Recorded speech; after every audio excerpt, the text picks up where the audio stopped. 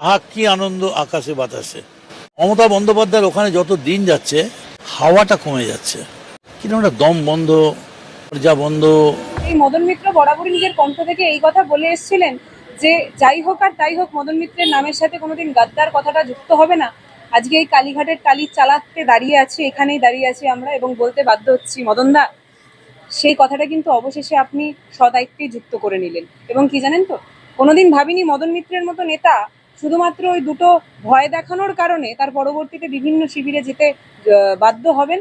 এবং যখন এই বাধ্যটা হয়েছেন তখন একটা জিনিস বুঝিয়ে দিলেন যে আপনি হয়তো আপনার শিরদাঁড়াটা বিক্রি করে দিয়েছেন, কিন্তু এই দলের একজন কর্মী হয়ে বলতে চাই, এই দলের কর্মীরা কিন্তু নিজেদের শিরদাঁড়া বিক্রি করেননি। তারা কিন্তু শিরদাঁড়াটাও শক্ত রেখেছেন এবং আমাদের দলের পতাকাটাও শক্ত রাখবেন এবং এই দলের পতাকাটা তারা সকলেই এগিয়ে নিয়ে যাবে। মদনদার একটা বক্তব্য, এখানে তাকে নাকি অপমান করা হতো, রাত খিচুনি দেওয়া হতো, চাকর বাকরদের মতো। তোমরা কর্মী হিসেবে কি বলবেন?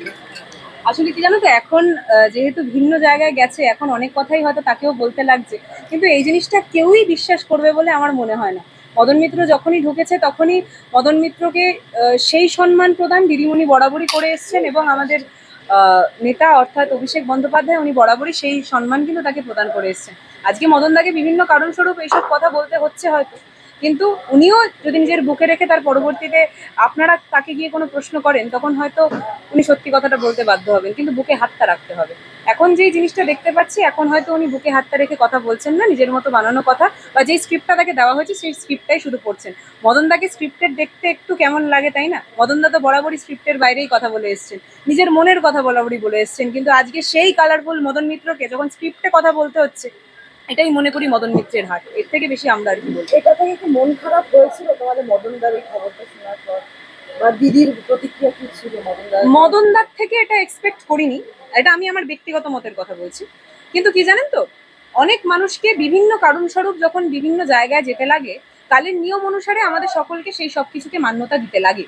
তো সেখান থেকে হয়তো মদন মিত্রকে এক্সপেক্ট না করলেও যখন মদন মিত্রকে সামনের শিবিরে দেখছি, মদনদাকে বুক ঠুকে, আমি বারবার একটা কথা বলছি, কর্মী, তৃণমূল কংগ্রেসের একজন কর্মী, মমতা বন্দ্যোপাধ্যায়ের একজন সৈনিক হিসেবে এই কথাটাই বলবো, মদনদা আপনি হয়তো কথাটা রাখতে পারলেন না, আমরা কিন্তু কথাটা রাখবো। আর না হয় মুচকি মুচকি মদন মিত্র এই কথাটা শুনেই হাসুক, কারণ এখন তো তাকে স্ক্রিপ্ট পড়তে হচ্ছে। স্ক্রিপ্টের বাইরের মদন মিত্র এই জিনিসটা শুনে আমি আশা করছি যে অন্তত খুশি হবেন। আর সবাই অভিষেক বন্দ্যোপাধ্যায়কে দায়ী করছে এই বিষয়ে। নাচতে না জানলে উঠোন বেঁকা, এই কথাটা বরাবরই বলেছি। অভিষেক বন্দ্যোপাধ্যায় আমাদের দলের জন্য কি করেছেন সেটা দলের প্রত্যেকটা কর্মী জানেন, কিন্তু এখন কারণ নামে তো দোষটা দিতে হবে এবং সেখানে কেন্দ্র করেই মদন মিত্র বা বিভিন্ন নেতারা হঠাৎ করেই অভিষেক দাকে কেন্দ্র করেছে। যাই দোষ অভিষেক বন্দ্যোপাধ্যায়ের নামকে সামনে রেখে তার পরবর্তীতে তার নামে চালিয়ে দাও, কারণ তারাও খুব ভালো করেই জানেন যে মমতা বন্দ্যোপাধ্যায়কে যদি তারা সেই কাঠগড়ায় দাঁড় করানোর চেষ্টা করেন, তাহলে বাংলার জনগণ তাদের সকলকে, গণতান্ত্রিক বরাবরই একটা কথা বলে এসেছি যে গণতান্ত্রিক উপায়তে যদি ভোটটা হতো তাহলে আজকে সরকারটা কিন্তু অন্য হতো। আজকে যেই সরকার এসছে তার পরবর্তীতে একটার পর একটা রেপের মতো ঘটনা এবং বিভিন্ন বিভিন্ন নোংরা ঘটনা আপনার আমার সকলের চোখের সামনে উঠে এসছে। কিন্তু কি জানেন তো, এই সরকার মূলত একটা দল ভাঙাতে এতটাই ব্যস্ত হয়ে পড়েছে যে বিভিন্ন কাজের দিকে তারা চোখটা দিচ্ছেন না। আমি তাদেরকে অনুরোধ করব যে মূলত যে কাজগুলো রয়েছে সেই কাজের দিকে চোখ দেওয়া হোক, আর বারবার অভিষেক বন্দ্যোপাধ্যায়কে কাঠগড়ায় দাঁড় করানোর থেকে নিজেদের যেই ভুলগুলো করছেন সেই জিনিসগুলো দেখুন। আমার বাংলাটাকে যদি শুধরাতে পারেন, আমি জানি আপনাদের সেই ক্ষমতা নেই, তাও যদি চেষ্টা করতে পারেন তাহলে সেই জিনিসটা করুন। আর না হলে আমরা যারা বাংলার জনগণ রয়েছি তারা পথে নেমে যতই আপনারা বাধা দেওয়ার চেষ্টা করুন না কেন, আমরা আপনাদেরকে দেখিয়ে দেবো যে কোন পথে আমাদের বাংলাটাকে সুস্থ করে এবং এগিয়ে নিয়ে যেতে লাগবে।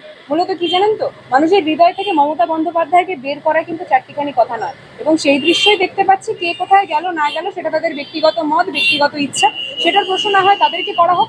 আমরা কর্মীদেরকে নিয়ে চলছি, আমরা কর্মীদেরকে নিয়েই চলতে চাই, সেইভাবেই আমরা এগিয়ে যাবো।